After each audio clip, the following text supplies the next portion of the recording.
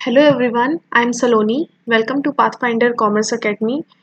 We were discussing the topic organization. उसमें हमारा last topic रह गया था that is delegation of authority. Delegation of authority है क्या? डेलीगेशन क्या होता है? कोई भी चीज़ को आगे असाइन करना. अब एक बिजनेस एंटरप्राइज में क्या होता है, बहुत सारे काम होते हैं और मैनेजर क्या होता है, उसका हेड होता है, उसी को वही सारे काम देखने होते हैं, राइट? तो एक पर्सन इतने सारे काम नहीं कर सकता है और अगर वो करता है तो वो बहुत टाइम कंज्यूमिंग होगा, उतना परफेक्शन निकल कर नहीं आएगा. उसके लिए मैनेजर क्या करता है, अपने लोअर लेवल पे जो मैनेजर्स हैं, जो फॉरमैन हैं, राइट, जो लोअर लेवल मैनेजमेंट पे वर्कर्स हैं, एम्प्लॉयज हैं, उनको जो काम है वो दे देता है, आगे डेलीगेट कर देता है. एक तो ड्यूटीज होती है, एक रिस्पॉन्सिबिलिटीज होती है, राइट? तो अगर हम उनको आगे रिस्पॉन्सिबिलिटी दे रहे हैं कोई काम करने की, तो ये इंपॉर्टेंट है कि उनको वो काम करने की अथॉरिटी भी दी जाए, वो पावर भी दी जाए, ताकि वो काम टाइमली परफॉर्म हो.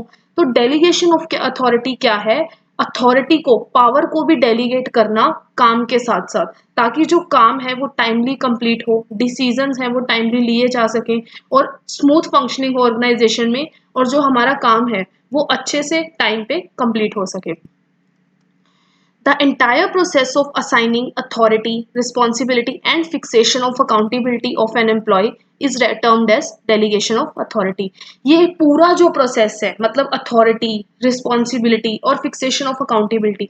अकाउंटेबिलिटी क्या होता है? उसको चेक करना, राइट? तो ये तीनों को मिलाकर हमारा क्या बनता है? Delegation of authority.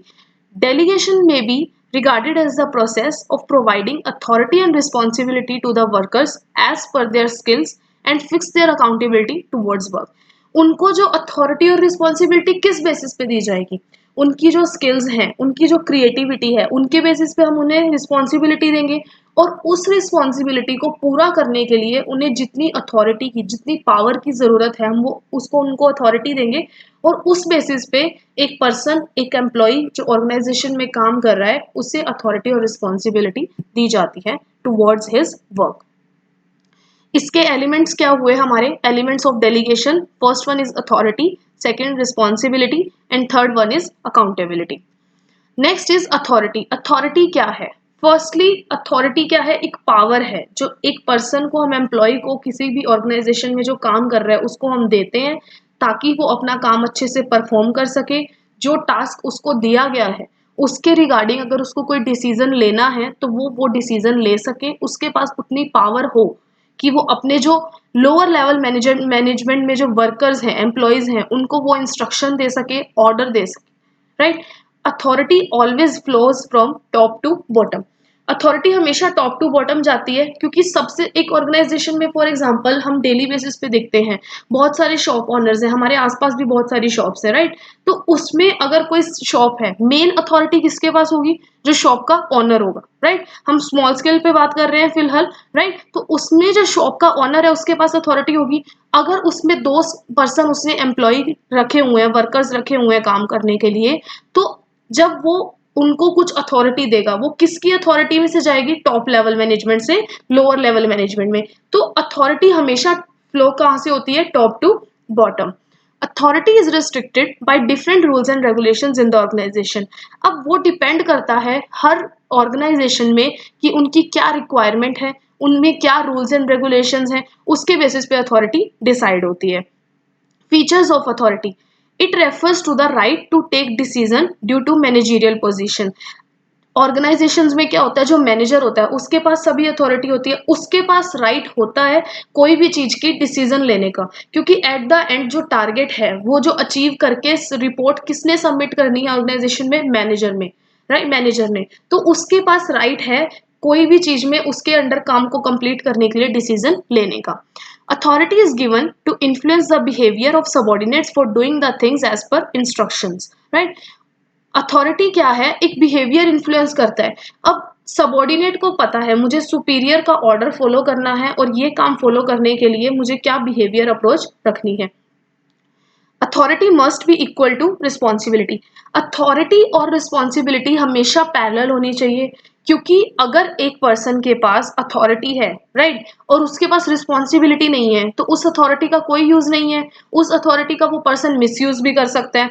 और सेकंड केस में अगर अथॉरिटी नहीं है, रिस्पॉन्सिबिलिटी है, राइट, तो उसमें क्या होगा? वो रिस्पॉन्सिबिलिटी काम परफॉर्म ही नहीं कर पाएगा जब तक उसके पास अथॉरिटी नहीं आएगी उस काम को करने की, राइट। तो इसका हमेशा एक बैलेंस होना चाहिए, ये हमेशा एक पैरेलल अप्रोच होनी चाहिए। सेकंड है हमारा रिस्पॉन्सिबिलिटी। रिस्पॉन्सिबिलिटी क्या है? ड्यूटी है, कोई भी टास्क और कोई भी जॉब जो हमें हमारे सुपीरियर ने असाइन किया है उसको कंप्लीट करने की, right. And responsibility always flow from lower level to upper level, क्योंकि जो अथॉरिटी है वो कैसे अप्रोच होती फ्लो होती है टॉप टू बॉटम, बट हमारी रिस्पॉन्सिबिलिटी फ्लो होती है from bottom to top.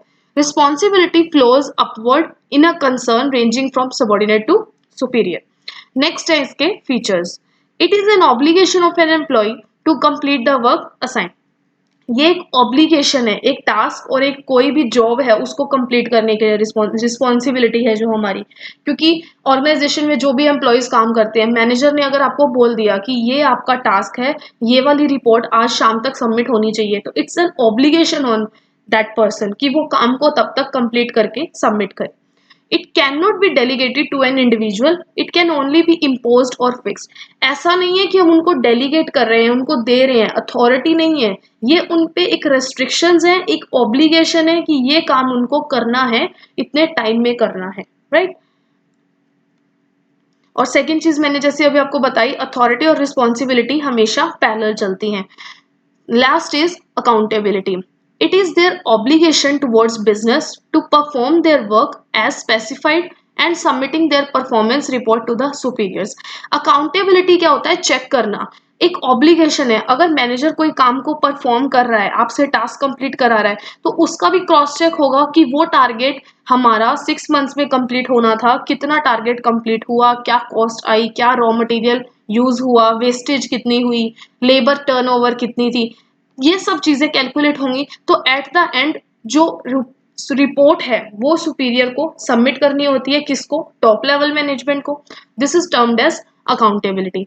Accountability can not be delegated. Accountability कभी भी डेलीगेट नहीं होती, ठीक है। It always moves upward. जो अकाउंटेबिलिटी है हमेशा सबॉर्डिनेट टू सुपीरियर होगी। हमारी रिस्पॉन्सिबिलिटी थी वो भी बॉटम टू टॉप थी, और जो अकाउंटेबिलिटी है वो भी बॉटम टू टॉप है, बट अथॉरिटी है वो टॉप टू बॉटम है। अकाउंटेबिलिटी बॉटम टू टॉप क्यों है? क्योंकि आप कोई काम, आपको टॉप टू मिडल आ रहा है, ठीक है, रिस्पॉन्सिबिलिटी ड्यूटीज जो आ रही हैं, और मिडल टू लोअर आ रही हैं। अकाउंटेबिलिटी क्या है? आगे परफॉर्मेंस सबमिट करना, अपनी रिपोर्ट को सबमिट करना। आप मिडल टू लोअर तो नहीं सबमिट करोगे ना, जो हाई लेवल मैनेजर है वो लो लेवल मैनेजर को तो नहीं सबमिट करेगा। ऑब्वियसली हम जो लो लेवल मैनेजर हैं वो हाई लेवल मैनेजर को अपनी रिपोर्ट सबमिट करेगा। तो it always flow from subordinate to the superior. Features क्या है इसके? It shows the answerable approach of a subordinate to superiors for the final result. ये एक आंसर है जो आपने इतने टाइम में काम किया है उसका एक्चुअल रिजल्ट क्या है, वो परफॉर्मेंस क्या है। It concentrate on accomplishment of work assign to the worker. इसमें क्या है? ये दिखाता है कि जो वर्कर को वर्क असाइन किया था वो अकम्प्लिश हुआ है, काम पूरा हुआ है, कितने टाइम में हुआ है, क्या परफॉर्मेंस रही है actual, right. Next is importance of delegation. Delegation की इंपॉर्टेंस क्या है? First one is facilitate growth. ये ग्रोथ फैसिलिटेट करता है, क्योंकि एक एम्प्लॉय को जब हम अथॉरिटी देंगे कोई भी काम को करने की, तो वो अपनी स्किल्स और क्रिएटिविटी का बेस्ट यूज करेगा ताकि जो उसका काम है टाइम पे कंप्लीट हो और एफिशिएंटली कंप्लीट हो, राइट। और वो जो रिसोर्सेज है उनका भी बेस्ट यूज करेगा। तो इससे जो एम्प्लॉय की है वो पर्सनल ग्रोथ होगी, और एम्प्लॉय की पर्सनल ग्रोथ का मतलब है ऑर्गेनाइजेशन की ग्रोथ होना, राइट। Better coordination. कोऑर्डिनेशन हमेशा बना रहेगा, employees will be coordinated with each other all the time. उनको पता है किससे हमें रिपोर्ट लेनी है, किसको हमें रिपोर्ट सबमिट करनी है, किसको हमें इंस्ट्रक्शंस देने हैं, किस मैनेजर से हमें इंस्ट्रक्शंस मिलेंगी, हमारा सुपीरियर कौन है, हमारे सबॉर्डिनेट्स कौन है।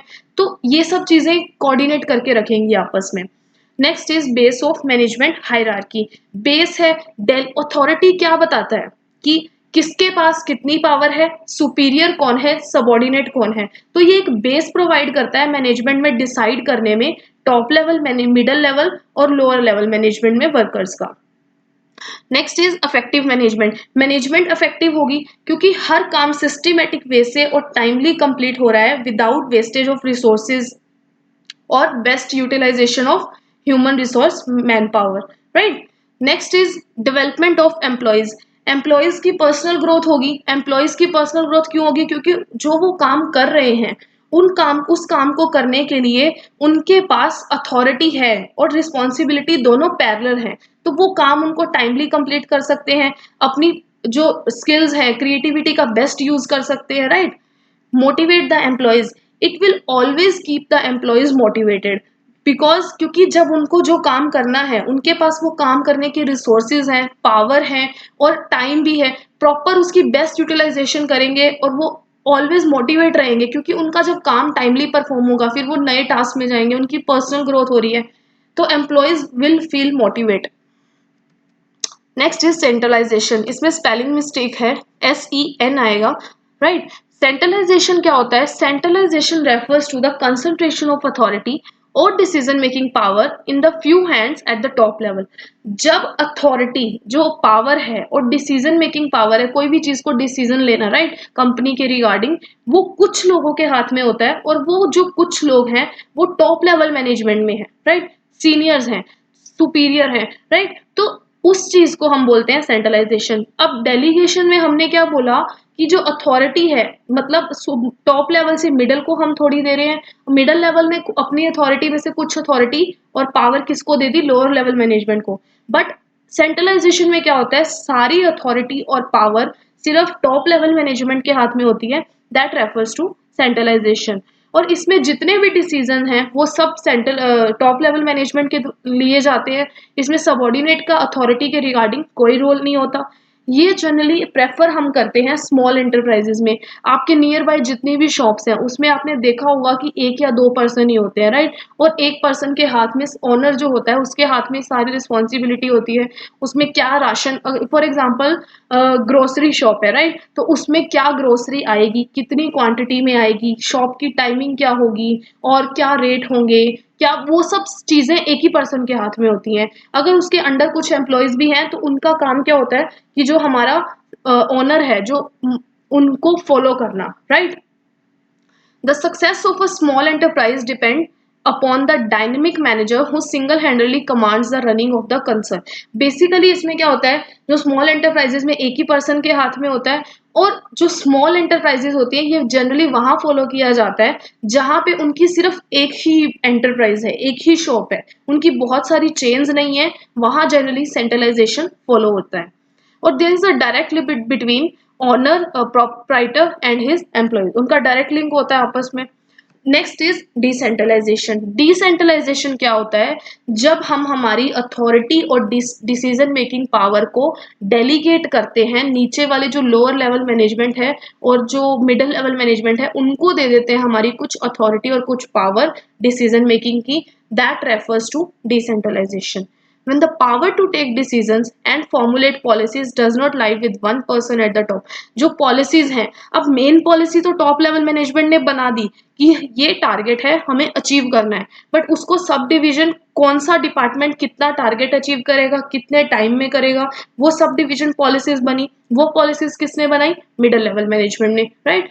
तो इसमें क्या है, अथॉरिटी है और जो डिसीजन मेकिंग पावर है वो जब डेलीगेट हो रही है नीचे लेवल्स पे, that refers to delegation, sorry, decentralisation, right? When top management wants to reduce communication work, then decentralization is undertaken. जब मैनेजमेंट चाहती है कि उनका बर्डन थोड़ा रिड्यूस हो जाए, अब हम एक, आप देखिए, एक जो टॉप लेवल मैनेजमेंट है, बहुत सारी लार्ज स्केल पे चेन है एक एंटरप्राइज की, right.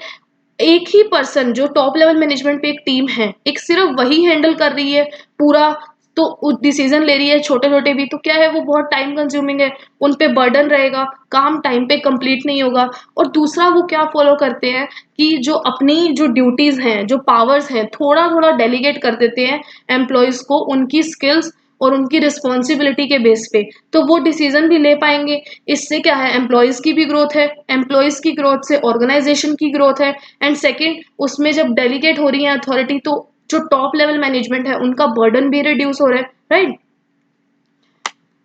Next is importance of decentralisation. First one is develop initiative among subordinates. मैंने जैसे आपको अभी बताया कि जो इनिशिएटिव सबॉर्डिनेट्स हैं वो इनिशिएटिव लेंगे कोई भी काम को करने का और उनकी ग्रोथ होगी। Develop managerial talent for future, future में जो एम्प्लॉय अभी लोअर लेवल पे है अगर वो अच्छे से काम करता है अपनी स्किल्स को इंक्रीज करता है तो फ्यूचर में he will be capable to become a manager, right. तो इससे क्या है उसका मैनेजरियल स्किल्स भी अच्छी हो जाएंगी ताकि फ्यूचर में वो भी मैनेजर की पोस्ट पे आ सके। Quick decision making power quick हो जाएगी। Relief for the top management, जैसे मैंने अभी आपको बताया उन पे स्ट्रेस और बर्डन कम हो जाएगा काम का। Next is facilitates growth, growth होगी एम्प्लॉयज की ग्रोथ होने से ऑर्गेनाइजेशन की ग्रोथ है। Better control, it will be better control and effective coordination in the organization. Next है हमारा difference between centralization and decentralization. First one is nature, it involve centralization of power at the center. Centralization में क्या होगा, power हमेशा top level management में हाथ में होगी, दैट इज सेंट्रल लेवल पे। बट डिसेंट्रलाइजेशन में हर लेवल पे कुछ ना कुछ पावर होगी। All important decisions are taken at the top. Centralization में जितने भी इंपॉर्टेंट डिसीजंस हैं वो कौन लेगा, टॉप लेवल मैनेजमेंट लेगा। बट डिसेंट्रलाइजेशन में वो सब डिसीजन कौन ले रहा है, हर लेवल पे अथॉरिटी ले रही है उनकी पावर्स और रिस्पॉन्सिबिलिटी के अकॉर्डिंग, राइट। और जो पावर्स और रिस्पॉन्सिबिलिटी है ना डिसेंट्रलाइजेशन में वो हर ऑर्गेनाइजेशन में सेम नहीं होती हैं, वो उनकी कन्वीनियंस, उनके रूल्स एंड रेगुलेशंस और उनकी रिक्वायरमेंट के बेसिस पे अलग अलग होती हैं, right. Next is small concerns use of centralisation. जो स्मॉल स्केल एंटरप्राइजेस हैं वो क्या यूज करती हैं, सेंट्रलाइजेशन, मतलब power at the top level और power at the centre. But big जो कंसर्न्स है big enterprises they use decentralisation. Next is initiative, destroy individual initiative. Centralisation में कोई इंडिविजुअल का इनिशिएटिव नहीं रहता क्योंकि उनको वही फॉलो करना है जो उनके ऑनर ने, उनके सुपीरियर ने कह दिया। But control is at different levels in decentralization. Next is responsibility lies at the top. जो रिस्पॉन्सिबिलिटी है वो किसके हाथ में है सेंट्रलाइजेशन में, टॉप लेवल मैनेजमेंट, मैनेजर और ऑनर के हाथ में है। बट डिसेंट्रलाइजेशन में हर लेवल पे है। Freedom of action, no freedom of action is given at lower hands. इसमें कोई फ्रीडम नहीं दी जाती है सबॉर्डिनेट्स को। बट जो डिसेंट्रलाइजेशन है freedom of action at various level of authority, जो सबॉर्डिनेट को अथॉरिटी दी जाती है उन उसके बेसिस पे उनको फ्रीडम दी जाती है, right. That's all for today, thanks for watching.